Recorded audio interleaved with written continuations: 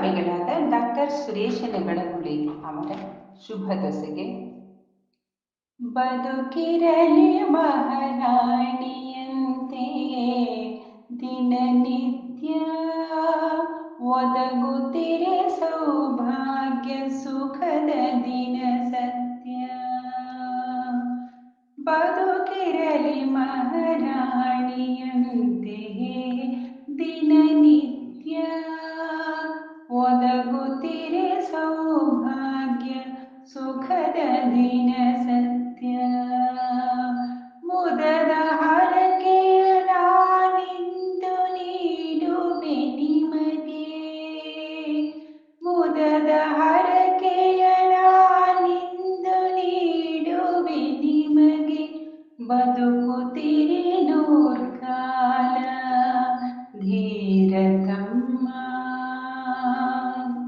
ಬದುಕುತ್ತಿರಿ ನೂರ್ಕಾಲ